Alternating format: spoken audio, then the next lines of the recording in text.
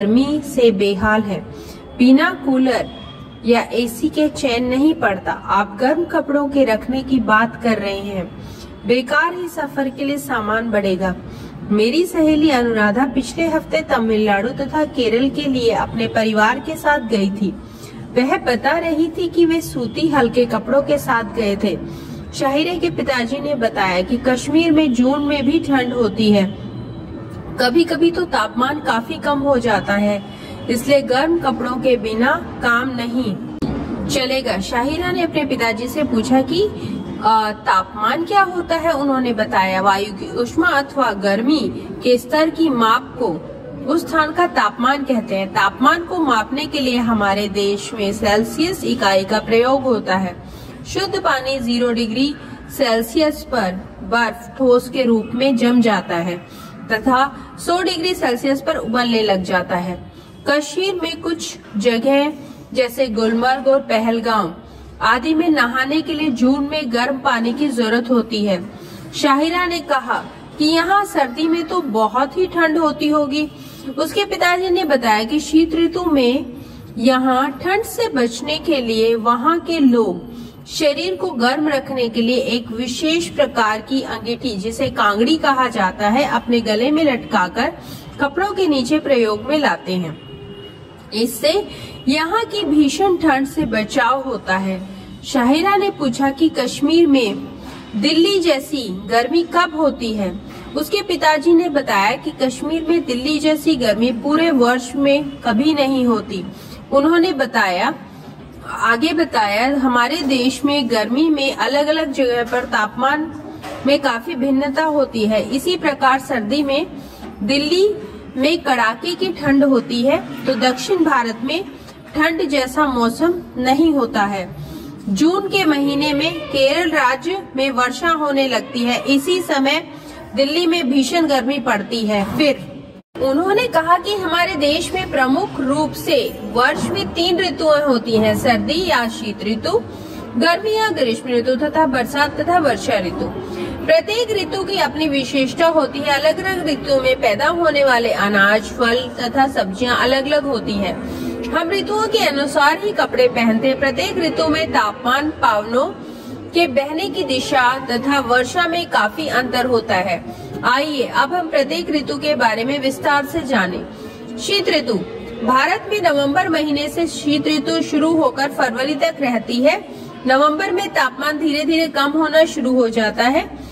दिन भी छोटे होने लगते हैं। दिसंबर आते आते तापमान और भी कम हो जाता है। जनवरी में कड़ाके की ठंड हो जाती है। दिन काफी छोटे व रातें बड़ी हो जाती हैं। सारे उत्तरी भारत में कड़ाके की ठंड पड़ती है।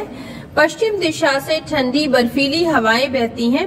इससे देश में उत्तरी मैदानों इलाकों में शीतलहर का प्रकोप हो जाता है।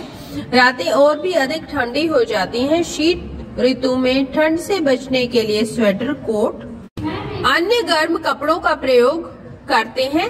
स्कूली छात्रों की ड्रेस, स्वेटर या कोट पहनना पड़ता है।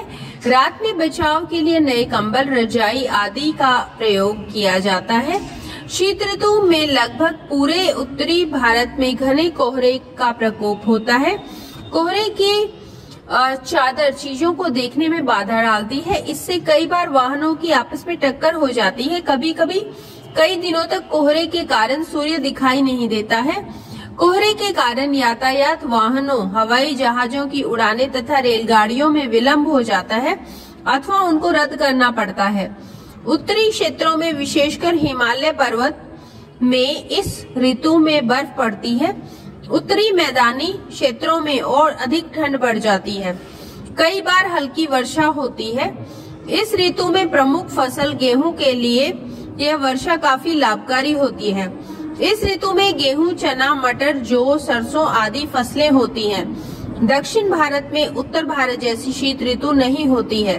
दक्षिणी भारत में हल्की ठंड होती है, जबकि समुद्र तटीय क्षेत्रों में जैसे मुंबई, गोवा, त्रिवेंद्रम, रामेश्वरम, चेन्नई आदि जगहों पर ठंड ना के बराबर होती है। इसलिए यहाँ गर्म कपड़े नहीं पहने जाते हैं। फरवरी के महीने में दिन बड़े होने लगते हैं तथा धीरे धीरे ठंड कम होने लगती है। बड़ी सुहावनी ऋतु हो जाती है। आम के पेड़ों पर बोर आने लगता है। बसंत का मौसम होता है। ग्रीष्म ऋतु, फरवरी का अंतिम सप्ताह होते होते उत्तरी भारत में कोयल पक्षी के आने पर उसकी मीठी कूक आवाज सुनाई देना ग्रीष्म ऋतु के आगमन का सूचक है। मार्च के मध्य में तापमान बढ़ना शुरू हो जाता है। अप्रैल, मई तथा जून में भीषण गर्मी हो जाती है। दिन बड़े हो जाते हैं तथा रातें छोटी। शरीर से पसीना आने लगता है। मई और जून में तापमान बहुत अधिक हो जाता है। तापमान के अधिक बढ़ने पर हवाएं गर्म हो जाती हैं। भारत के उत्तरी मैदान क्षेत्रों में दिन के समय तेज गर्म हवाएं चलती हैं। इन पवनों को लू कहते हैं। कई लोग लू के शिकार हो जाते हैं। इनसे बचने के लिए लोग सावधानी बरतते हैं। घरों तथा दफ्तरों में कूलर तथा एसी का प्रयोग करते हैं। ग्रीष्म ऋतु में कभी कभी धूल भरी आंधियां चलती हैं। इन धूल भरी आंधियों से तापमान में कुछ कमी आ जाती है। दक्षिणी भारत में उत्तरी भारत जैसी तीव्र ग्रीष्म ऋतु नहीं होती, यहाँ लू जैसी गर्म हवाएं नहीं चलती। ग्रीष्म ऋतु में भारत के अलग अलग भागों में आने वाली आंधियों के साथ थोड़ी बहुत वर्षा हो जाती है। समुद्र के निकट के इलाकों में हवा में नमी होती है, जिससे यहाँ पसीना जल्दी नहीं सूखता है। ऊंचे पहाड़ी क्षेत्रों में तापमान कम रहता है, जिससे यहाँ अपेक्षाकृत ठंड होती है। इसलिए झुलसती गर्मी से कुछ समय के लिए बचाव हेतु कुछ लोग पहाड़ी क्षेत्रों जैसे कश्मीर की घाटी, शिमला, नैनीताल, मसूरी, दार्जिलिंग आदि स्थानों पर सैर करने जाते हैं। शाहिरा भी अपने परिवार के साथ कश्मीर की सैर के लिए जा रही है तथा ठंड से बचाव के लिए गर्म कपड़े ले जा रही है। ग्रीष्म ऋतु में आम की फसल पककर बाजार में आने लगती है। गर्मी से बचाव के लोग सत्तू, आम का पन्ना, तरबूज, खरबूज, नींबू, ककड़ी, फालसा, बेल का शरबत आदि प्रयोग में लाते हैं। वर्षा ऋतु, शाहिरा अपने परिवार के साथ 2 सप्ताह के बाद कश्मीर के ठंडे इलाके से दिल्ली लौटी है। दिल्ली में ग्रीष्मकालीन अवकाश के बाद स्कूल खुल गए हैं, परंतु यहाँ गर्मी अभी भी बहुत अधिक है। स्कूल में शाहिरा ने अपनी कक्षा के छात्रों को बताया कि कश्मीर में गर्मी में भी ठंड होती है।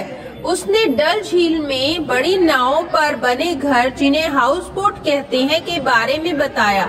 डल झील बहुत बड़ी है। हम 2 रात हाउस बोट में रहे। हाउस बोट के मालिक ने बताया कि यह झील शीत ऋतु में अत्यंत ठंड के कारण कई बार बर्फ के रूप में पूरी जम जाती है। उस झील में हमने छोटी नावों को देखा, जिन्हें शिकारा कहा जाता है। शिकारा के चालक फूल एवं सब्जियों झील में हाउस बोटों पर लाते हैं। एक दिन स्कूल से घर लौटते समय शाहिरा ने देखा कि आकाश में एक साथ घने बादल उमड़ आए हैं। हवा में भी कुछ ठंडी है। अचानक बादलों में गड़गड़ाहट की आवाज के साथ बिजली चमकने लगी। रास्ते में पड़ने वाले बड़े पार्क में मोरों के कूकने की आवाज आने लगी। बादलों से तेज वर्षा होने लगी। वर्षा के साथ गर्मी भी बड़ी राहत मिली। चारों ओर सड़कों पर पानी ही पानी दिखाई देने लगा। शाहिरा ने अगले दिन कक्षा में अपनी अध्यापिका से पूछा कि कल तो भीषण गर्मी थी, परंतु एक साथ अचानक बादल बने तथा इतनी वर्षा कैसे हुई। अध्यापिका ने छात्रों को बताया कि यहाँ अधिक गर्मी के कारण समुद्र से मानसूनी पवनें आने लगती हैं। यह बड़ी मात्रा में समुद्र से नमी लेकर यहाँ आती है। यह नमी भरी हवा ठंडी होकर पानी की बूंदों के रूप में बदल जाती है, बड़ी बूंद बनकर वर्षा कर देती है। भारत में वर्षा ऋतु जुलाई से शुरू होकर सितंबर तक चलती है। इस ऋतु में समुद्र से जलवाष्प के रूप में नमी लेकर स्थल की ओर आने वाली हवाओं को मानसून कहते हैं। मानसून पवनों से भारत के स्थल भागों में अच्छी खासी वर्षा होती है। हवा में नमी बढ़ जाती है, इससे शरीर का पसीना तथा गीले कपड़ों को सूखने में अधिक समय लगता है। नदियों में जल के स्तर को बढ़कर किनारों से बाहर बहने लगता है। इस तरह नदी में बाढ़ आ जाती है। वर्षा ऋतु में देश के पूर्वी तथा उत्तरी मैदानों में प्रायः हर वर्ष बाढ़ आती है। इससे खरीफ फसलों को बहुत हानि होती है। तुमने देखा है कि इस मौसम में यमुना नदी का पानी दिल्ली या आसपास के निचले इलाकों में फैलकर बाढ़ की स्थिति बन जाती है। निचले इलाकों में रहने वाले लोगों को बाढ़ से बचाने के लिए सरकार इंतजाम करती है। भारत में वर्षा का वितरण आसमान है।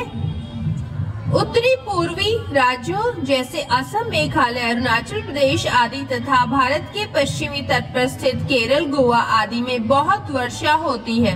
दूसरी ओर पठार के मध्यवर्ती भाग, थार मरुस्थल तथा लद्दाख में वर्षा बहुत कम होती है। हमारे देश में अधिकांश लोग खेती के कार्य में लगे हुए हैं। खेती के लिए भरपूर पानी की जरूरत होती है।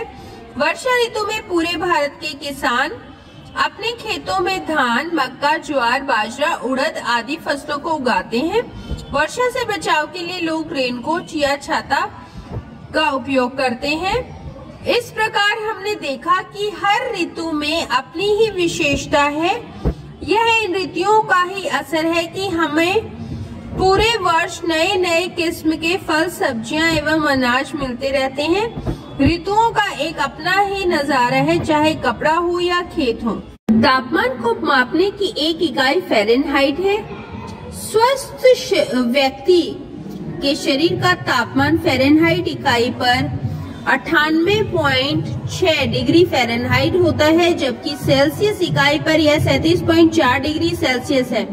इन्हें संक्षेप में 98.6 फ़ारेनहाइट या 37.4 डिग्री सेल्सियस की तरह लिखते हैं। शीत ऋतु में कम से कम एक दिन से अधिक समय के लिए असामान्य ठंडी तेज हवाओं का बहना, जिन्हें तापमान सामान्य से करीब 5 डिग्री सेल्सियस तक कम हो जाए, इसी दशा को शीतलहर कहते हैं। दिन के समय तेज चलने वाली शुष्क एवं अधिक गर्म हवाओं को लू कहते हैं।